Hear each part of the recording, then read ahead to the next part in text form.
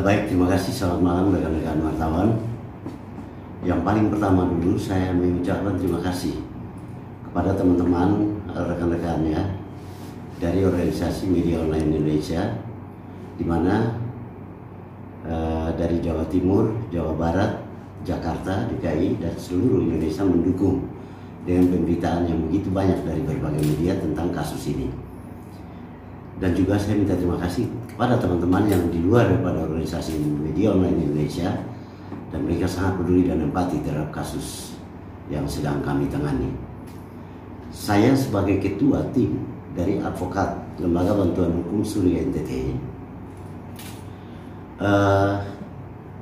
kronologisnya tanggal 1 Desember saya didatangi pagi jam 9 oleh ayah kandung korban, kakak kandung korban, dan seorang keluarga, bapak lah, datang menyampaikan dengan didampingi oleh seorang anggota DPR Kota Kupang, Pak Jeksta Suai, datang meminta kesediaan kami untuk mengawal, jadi mendampingi sebagai penasihat hukum dalam kasus pembunuhan ibu dan anak. Jadi yang datang adalah Pak Saul Manafe, ayah kandung korbannya, dan kakak kandungnya. Setelah dibuat kuasa, tanggal 1 Desember, saya perintahkan beberapa advokat untuk langsung ke Polsek Alat untuk mengecek langsung sejauh mana penanganan kasus tersebut. Setelah ada 4 advokat ke sana, ternyata pada saat yang sama Kanit Reskrim, Kapolsek, dan penyidiknya sedang dipanggil oleh Bapak Kapolda. Dan saya perintahkan mereka kembali, dan kita mulai menyusun apa-apa yang kami akan kerjakan mendampingi keluarga korban. Besok harinya jam 9 tepat, 5 orang kami sudah di Polda mau menanyakan apakah yang dipanggilnya Kapolsek, penyidik, dan Kanitres ke Polda. Polda mengambil alih perkara tersebut. Ternyata benar, Polda ambil alih, dan kami mulai bertanya, sudah sejauh mana nih pihak Polsek mengerjakan atau meneliti atau menyelidiki perkara tersebut. Setelah kami mendapatkan jawaban bahwa masih kami mengatur dulu untuk perselesaian, kami masih dengan Bapak Kapolda sedang mendalami perkara tersebut yang ditangani Polsek. Setelah itu kami mau pulang jam 12:05, kabar baru bahwa tersangka RB menyerahkan diri pada hari itu loh. Nah, setelah itu kami pulang, kami sudah tahu bahwa RB sudah menyerahkan diri, dan kami selalu mulai berkoordinasi dengan Pak Dirum, dengan Pak Padir, dengan beberapa penyidik. Tapi itu pun kami masih sistemnya koordinasi, dan kami mendengar apa-apa yang akan dikerjakan dan sudah dikerjakan. Setelah itu kami belum memberikan masukan karena kami belum dipanggil secara resmi untuk dari kalian ini ada apa nih, karena setahu saya dari korban, tentunya kita harus sepaham, sepemikiran dengan penyidik. Akan tetapi tanggal sekian kedengaran bahwa akan melakukan prarekonstruksi. Nah, prarekonstruksi inilah saya bertanya, apakah sudah digelar? Oh sudah Pak Heri. Waduh, kok gelarnya nggak bilang-bilang ke kita waktu itu. Oh iya, kita udah gelar, dan sekarang prarekon, silakan Pak Heri hadir. Saya dengan 7 tim di bawah saya, 7 orang, kita hadir prarekon itu dari pagi jam 9 sampai jam 3 sore beratapkan langit. Waktu itu panas terik, dan haus dan lapar, kita telah bertahan. Karena bagi saya, bayar tidak bayar, klien adalah majikan kami. Dan pada saat memang betul hadir pertamanya ayah dan kakak korban. Saya sudah tekankan, saya sebagai ketua tim, jangan bapak-bapak keluarkan sepeser pun, 1 rupiah pun kepada kami yang bekerja. Dan kami bersepakat dengan tim saya, kita kerja all out untuk membantu korban. Setelah prarekon selesai, dan kami sempat keluarkan statement di media, ada sekitar 40 media dari berbagai daerah, bahwa di dalam prarekonstruksi itu ada keganjilan-keganjilan yang kami lihat. Ada dugaannya, kita bilang ada dugaan keganjilan-keganjilan yang kami lihat. Karena memang dari adegan pertama itu kita tidak melihat awal penjemputan dari almarhum Astrid dan bayinya. Setelah itu kita mulai diskusi, komunikasi dengan pihak korban, dengan pihak keluarga korban, dan juga kami di dalam internal diskusi, dan kami sempat bertemu beberapa kali dengan pihak penyidik. Setelah itu masuk pada rekonstruksi, dan tentu kita tahu bahwa rekonstruksi itu 2 kali loh, untuk ke PNKC TKP, dan pada saat itu hujan angin lebat. Hari pertama kan tidak jadi sampai PNKC, tapi tim saya turun 3 mobil, itu ada 16 orang. Karena berpikir saya dibagi-bagi, karena ini kita tidak mungkin ikut, dan paginya kita masih isi bensin rame-rame. Saya minta tolong kita sama-sama saling bantu keuangan, saya dan tim, jadi kita bagi mobil 3. Nah, kita bagi tim, jadi daerah A, tim sekian orang dari daerah, dan saya ke PNKC, dari sini ke PNKC. Nah, sampai PNKC ternyata tidak terjadi rekonstruksi di sana, dan itu saran kami harus rekonstruksinya pada saat pertama almarhum dijemput, dan itu saya hadir, dan itu pun makanya saya keluarkan lagi statement. Dalam rekonstruksi ini ada loncatan-loncatan, ya, itu juga 60 media, MOI dan media di luar MOI mempublis pernyataan saya. Setelah itu kami tunggu di PNKC, hujan lebat, angin, kami basah kuyup kami lapar, dan sudah jam 4 saya suruh tim saya tolong beli nasi, kami makan. Dan itu kerja kita, dan netizen ataupun masyarakat harus tahu di mana kami bekerja. Kami tidak kenal cuaca, kami tetap kerja secara all out. Dari sana kita kembali ke kantor, sudah jam 6:30 malam, disambung besok lagi sampai dengan TKP terakhir, tempat pencucian, dan itu pun saya mewawancarai sendiri pemilik tempat pencucian mobil itu, dan itulah dia mengatakan ada gumpalan darah di kursi kedua dan tempat bagasi. Setelah itu kami pulang, kami pun masih menyampaikan pada ayah dan kakak keluarga korban.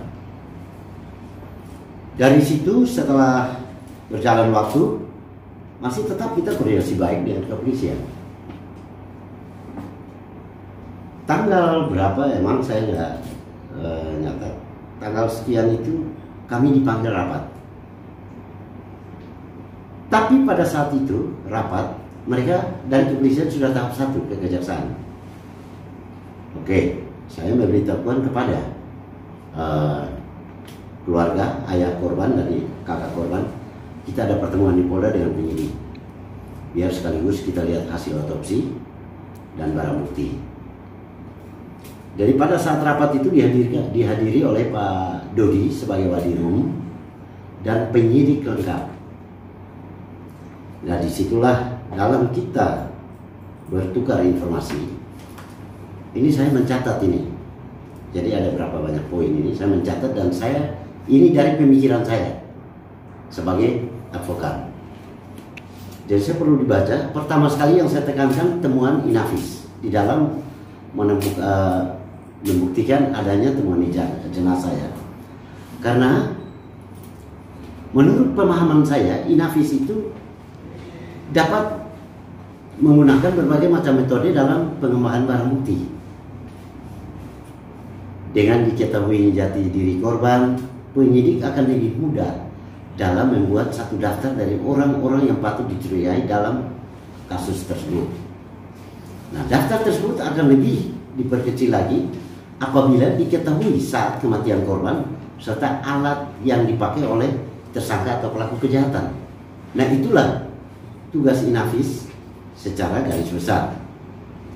Nah, kalau identifikasi forensik itu merupakan usaha untuk mengetahui identitas seseorang. Nah, ini kan sudah diketahui nih identitasnya. Nah, tapi menjadi acuan itulah dari Inavis. Waktu itu saya memberikan masukan, saya bilang, oke, terima kasih pihak Bapak Kapolda dan jajaran sudah berusaha untuk membuat terang kasus ini. Dengan tahap 1 berarti ini ada bukti kerja nyata secara personal mereka bekerja. Mau terima dan tidak oleh pihak kejaksaan, tapi ini sudah. Dan saya sempat katakan terima kasih sekali untuk Pak Kapolda. Nah, dengan jajaran. Terus saya memberikan masukan pada saat itu di Pak Wadirum Pak Dodi dengan teman-teman penyidik bahwa untuk perselesaian dengan pengakuan tersangka, saya mohon sebagai pengacara korban, saya tanya HP setelah tahap 1 ini HP ada berapa yang sudah disita? Ternyata pihak penyidik bilang baru 2. Kenapa baru 2 sudah tahap 1? Oke, nggak apa-apa. Saya berikan masukan lagi. Saya bilang tolong HP daripada I, HP daripada Ika, HP dari A, HP dari SM, HP dari B, HP dari B. Jadi ada berapa orang? 1, 2, 3, 4, 5, 6. Taruhlah yang 1 sudah ikut, berarti sisa 5. Tolong disita. Nah, dari penyitaan HP itu, ketika HP itu buka, baik dari percakapan, hasil chatting, ataupun SMS, kita bisa sinergikan dengan, bersesuaikan dengan Inavis pada saat temukan jenazah. Itu saya terangkan secara detail pada saat itu kepada penyidik. Setelah HP itu dibuka, kita harus sesuaikan lagi dengan hasil otopsi. Dari hasil otopsi itu ada sidik jari juga, kita sesuaikan sidik jari. Waktu kita sesuaikan lagi dengan GPS dari kendaraan-kendaraan yang diduga dipakai. Dari GPS itu ada berhenti di mana, di situ ada bila mana terdapat CCTV, kita sita CCTV dan buka. Sehingga perselesaian semua ini, bukti petunjuk ini bisalah kita mendapatkan petunjuk bukti baru untuk bisa dipertanggungjawabkan dalam persidangan sebagai disebut bukti ilmiah. Karena dari bukti-bukti petunjuk ini kita bisa mendapatkan bukti-bukti. Tapi ya, puji Tuhan memang pihak penyidik juga menerima pada saat itu kita kasih masukan, sebab itu memang sangat bermanfaat sebagai informasi tambahan bagi saya, dari kami, saya bilang. Karena dari akumulasi semua informasi yang saya sampaikan ini mungkin bisa dapat membantu hal-hal yang mungkin terlupakan oleh pihak penyidik waktu itu. Setelah tahap 1 naik, dari situ saya ada mendapatkan data dan informasi yang sangat bermanfaat, saya pikir. Sebab kalau data dan informasi itu saya kira penting juga, masukan-masukan. Kenapa kami ditanya masukannya apa nih? Saya sampaikan.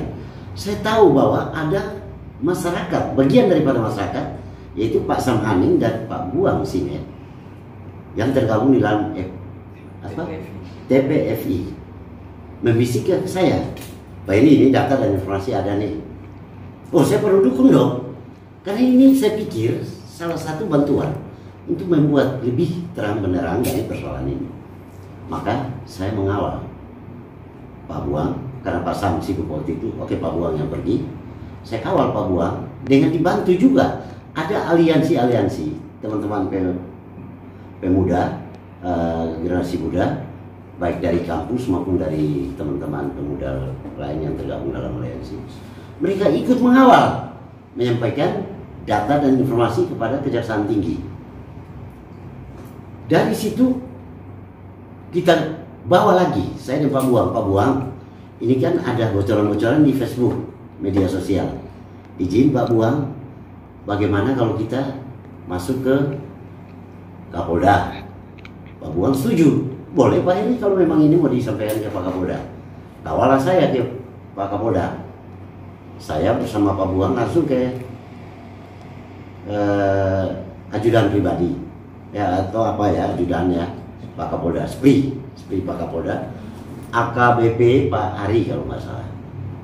Kami bertemu di ruangannya, izin Pak Ari, saya dan Pak Buang merupakan bagian daripada saya ingin memberikan masukan tambahan, ada data dan informasi. Sah-sah saja, karena memang itu welcome. Bagi Pak Kapolda sudah bilang, masyarakat kalau memang ada informasi, data, welcome. Oke. Jadi saya bilang Pak Ari, tolong ini disampaikan ke Pak Kapolda. Saya foto dan itu saya up berita. Di Kejaksaan pun saya up berita, ada sekitar 50-an media yang muat. Di Kapolda pun waktu serahkan itu ada. Dan setelah itu saya membuat tulisan-tulisan yang ada ilustrasinya menyambung daripada kasus ini tersebut. Dan itu berbagai media nasional, berbagai media muat. Setelah dalam perjalanan, itulah kinerja kita, dan kita selalu koordinasi dengan ayah korban dan kakak korban yang nama Pak Jack Manafredan. Dan juga tulisan-tulisan saya itu saya sungguh itu membuat dalam tulisan ilmiah, dan itu berbagai media muat.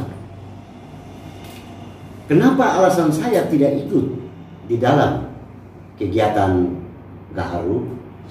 Itu ketua panitia Pak Adindi ya datang sini, saya bilang, Pak, ini kasus belum selesai karena masih P1 tahap 1 ya ke Kejaksaan. Saya minta maaf, saya sebagai pihak korban saya nggak mungkin hadir karena ada alasan-alasan. Pada saat mungkin dalam dialog saya membuka ruang kepada kemungkinan adanya tersangka baru.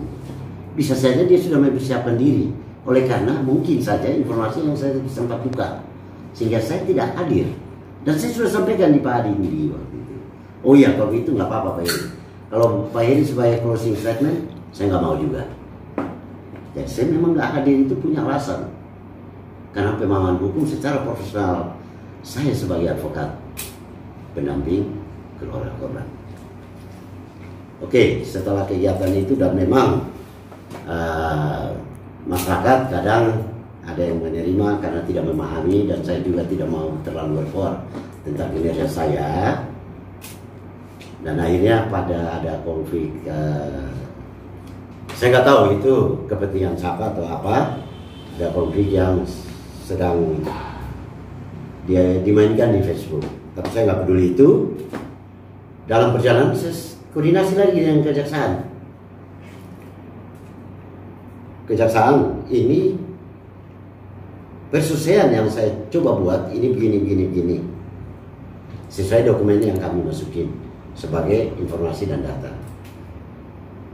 Kita tukar pikiran, datanglah P19.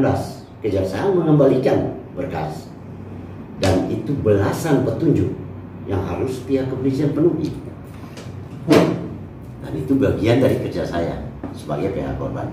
Dan saya harus sepaham dengan Kejaksaan, dan sepaham juga dengan penyidik. Tugas kita sebagai pengacara tidak mungkin pergi cekek penyidik kayak kau ikut saya, nggak bisa. Kapolri pun, presiden pun tidak bisa mengintervensi independensi ataupun kinerja daripada seorang penyidik. Presiden pun nggak bisa mengintervensi. Dari zaman Indonesia Merdeka sampai saat ini, belum saya pernah dengar sebagai advokat bahwa ada yang bisa mengintervensi penyidik. Nah, kalau kita sebagai pengacara paling hanya memberikan masukan. Dan ini pengacara sudah saya tahu, pengacara gak ada yang jago. Membawa perkara harus ini begini-begini. Lu boleh berkoar di media, lu boleh ngomong sok tinggi. Emangnya kalau penyidik nggak mau dengar lu, emang lu mau apa? Sederhana aja. Jadi nggak ada pengacara satupun yang jago di muka bumi Indonesia bisa mempengaruhi atau mengintervensi penyidik. Gitu.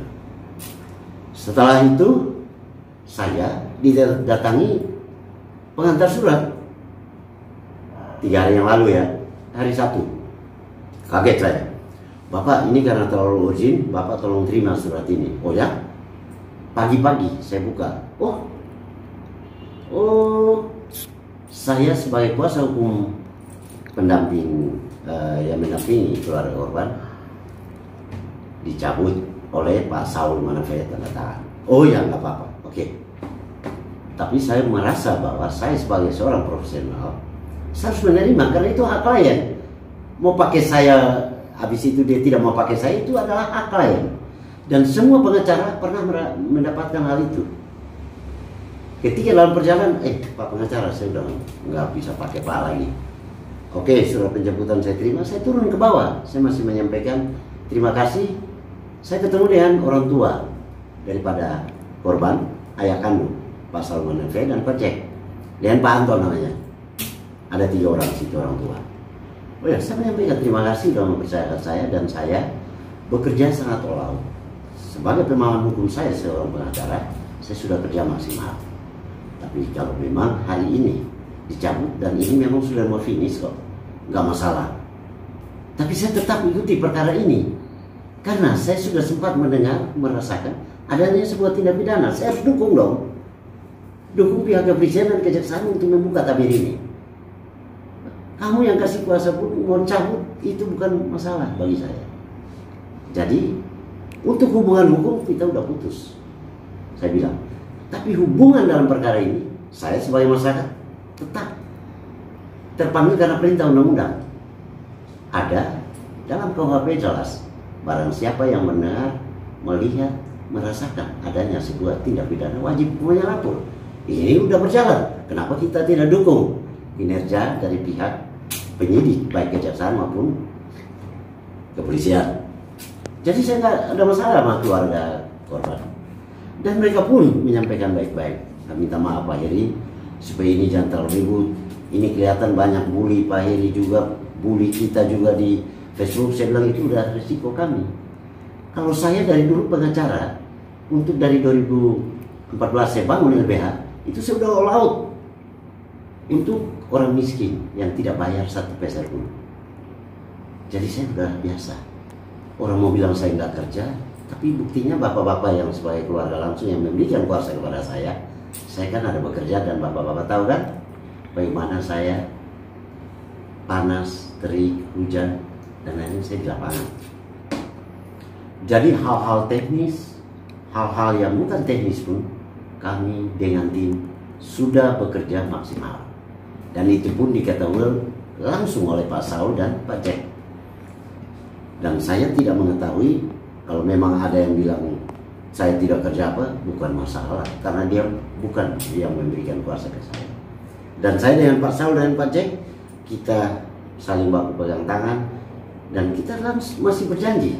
Ingat, ini selesai, tapi kita masih tetap ada hubungan sebagai manusia. Saya bilang lah, iyalah, Bapak dong ingat ada keluarga yang tidak mampu, ada perkara yang perlu saya tangani. Saya bersedia secara gratis bagi masyarakat yang tidak mampu. Sederhana.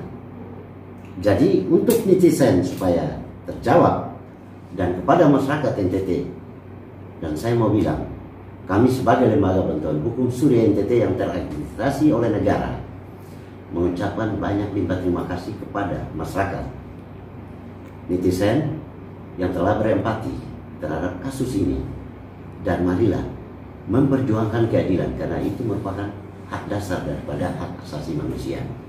Dalam sila kelima Pancasila, keadilan sosial, dan itu kita bisa jabarkan di dalam segala persoalan hidup. Sudah adil belum negara memberikan kepada kita? Saya kira mungkin ada pertanyaan lagi. Silakan. Bapak, kalau dalam isi surat itu alasan apa keluarga meminta untuk penghentian? Nah, jadi hanya mencabut dan tidak lagi memakai kami. Terus saya langsung ke rumahnya. Terus kita komunikasi. Ya itu alasannya sudah pusing. Biar sudah keluarga sendiri yang maju. Begitu. Kita pusing karena Pak Heri juga dibully, pada Pak Heri dong kerja. Saya bilang nggak apa-apa. Dan untuk mencabut kuasa dari kami itu hak daripada bapak-bapak dong. Dan bukan masalah. Dan memang kami kerja all-out. Bukan karena bayar atau tidak. Tapi bapak waktu datang di kantor saya sudah bilang, saya ketua tim, jangan satu rupiah pun keluarkan bagi kami. Kami bekerja maksimal. Dan bagi kami, bayar ataupun tidak, klien sudah tanda tangan kuasa kepada kami. Maka klien adalah majikan kami. Dan kami sebagai pelayan kami harus bekerja maksimal. Itu aja. Sejauh ini komunikasi sama pihak korban seperti apa, Pak? Masih, dan saya terakhir setelah saya terima surat pencabutan, saya masih komunikasi dengan Kejaksaan Tinggi. Saya minta untuk keluarga bisa audiens dengan Kejaksaan Tinggi. Dan ya kita bersyukur memang untuk Kejati saat ini memang welcome sekali, terbuka. Terima kasih untuk Pak Kejati dan jajaran. Mereka siap untuk menerima audiens dengan keluarga. Dan saya kembali lagi dari Kejaksaan Tinggi bertemu dengan Pak Saul dan Pak Jack. Saya sampaikan, saya cari mereka, saya sampaikan, Pak, ini ada welcome dari Kejaksaan Tinggi, silakan buat surat audiens. Bapak-bapak akan diterima oleh Kejaksaan Tinggi untuk mungkin apa yang menjadi temuan atau apa mungkin mau disampaikan ke Kejaksaan atau harapan apa, silakan. Jadi saya nggak ada masalah. Justru sampai dengan saat ini dari informasi apa, saya pasti akan komunikasi tetap dengan Kejaksaan Tinggi. Karena bukan saja advokat yang dipakai atau dikasih kuasa, tapi ini kewajiban kita semua masyarakat. Bila melihat atau mendengar adanya sebuah tindak kejahatan, tindak pidana, itu wajib hukumnya kita melapor. Nah, kalau informasi yang terkait dengan kasus ini, saya kasih tahu dong jaksa sama polisinya, ini ada informasi begini. Terserah pihak polisi atau jaksa mau dalami itu informasi, bukan urusan, tapi kita punya kewajiban. Ingat, sebagai masyarakat punya kewajiban untuk menyampaikan. Jadi saya kira saya tidak mau untuk debat-debatan di Facebook, dan mudah-mudahan pernyataan resmi saya ini bisa dipahami oleh berbagai kalangan. Terima kasih. Assalamualaikum. Yang spesial pun saya nggak tahu sebab mereka cabut kuasa, itu bukan urusan. Yang penting saya melaksanakan tugas dan kewajiban saya sebagai penasihat hukum mendampingi mereka untuk dalam kasus ini. Saya bekerja. Soal mereka cabut itu urusan mereka, karena itu hak daripada klien kita.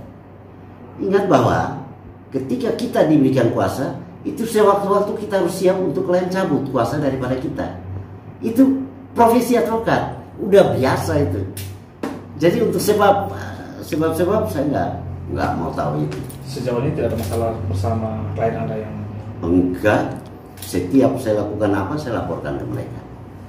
Nggak ada masalah saya sama Pak Saul sama Pak Jack, nggak ada sama sekali masalah. Terakhir Pak Heri. Ya.